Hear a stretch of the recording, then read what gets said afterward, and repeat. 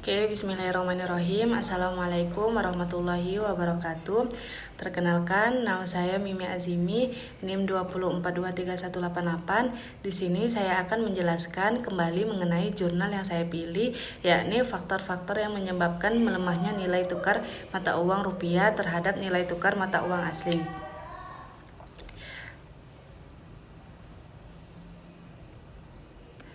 Oke, bismillahirrahmanirrahim. Assalamualaikum warahmatullahi wabarakatuh. Perkenalkan, nama saya Mimi Azimi, NIM 204231188. Di sini saya akan menjelaskan kembali mengenai jurnal yang telah saya pilih, yakni faktor-faktor yang menyebabkan melemahnya nilai tukar mata uang rupiah terhadap nilai tukar mata uang asing. Baiklah, sebelumnya saya akan menjelaskan kembali mengenai pengertian nilai tukar rupiah. Nilai tukar atau kurs atau exchange rate ialah satu mata uang terhadap lainnya merupakan bagian dari proses valuta asing.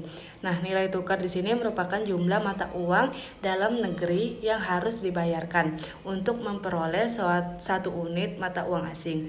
Atau dalam pengertian lain, yakni harga atau nilai tukar valuta atau mata uang suatu negara dengan mata uang negara lainnya.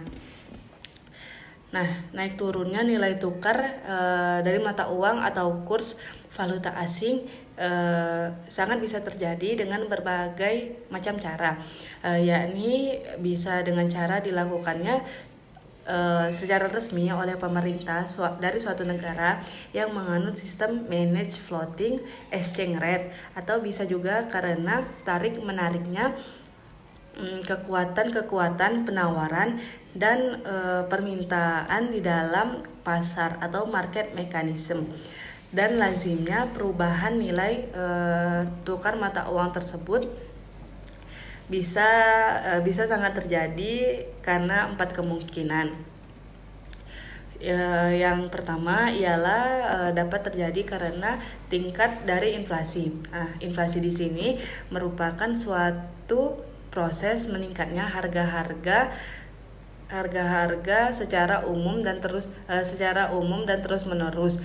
Kenaikan harga dari satu atau dua barang saja tidak dapat disebut inflasi, kecuali bila kenaikan itu meluas pada barang lainnya. Kemungkinan kedua yakni tingkat suku bunga. Suku bunga di sini dapat dikelompokkan menjadi dua, yakni suku bunga tetap dan suku bunga mengembang.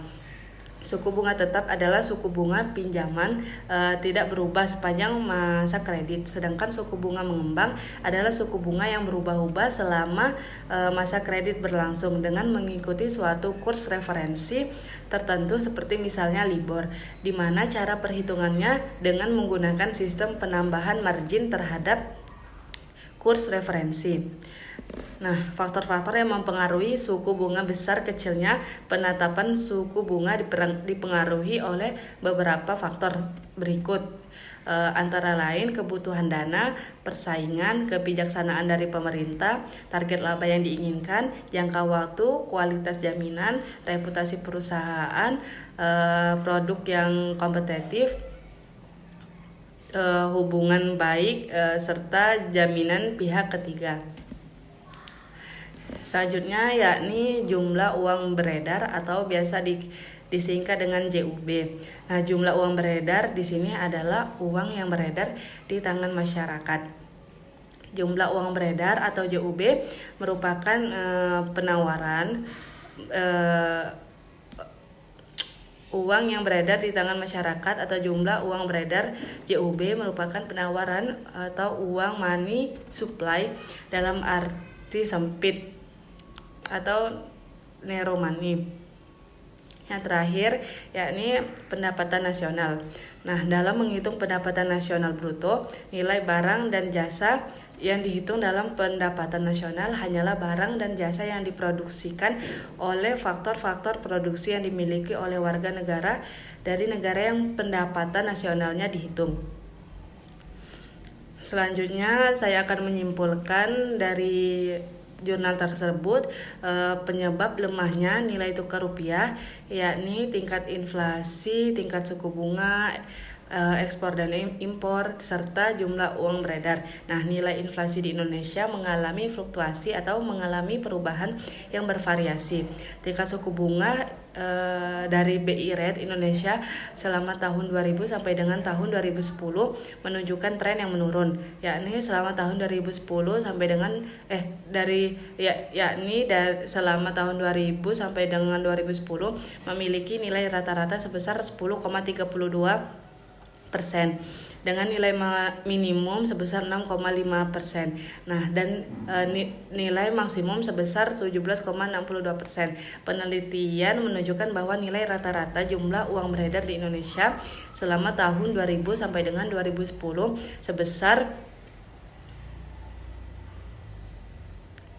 1.300.831,09 miliar rupiah dengan nilai minimum sebesar 747,27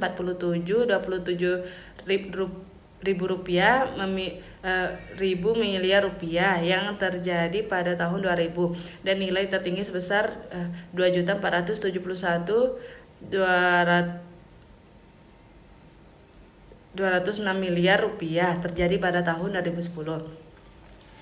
Saran yang dapat diberikan yakni yang pertama, sebaiknya agar tidak terjadinya peningkatan tingkat suku bunga, hendaknya pihak bank lebih meneliti mengenai penentuan suku bunga tersebut agar tidak terjadinya inflasi. Yang kedua, seharusnya pemerintah atau pembisnis baik barang atau jasa lebih meningkatkan lagi kualitas barang tersebut agar tidak banyak masyarakat dalam negeri menggunakan jasa impor. Mungkin cukup sekian yang dapat saya sampaikan, kurang lebihnya saya mohon maaf. Billahi taufiq wal hidayah. Wassalamualaikum warahmatullahi wabarakatuh.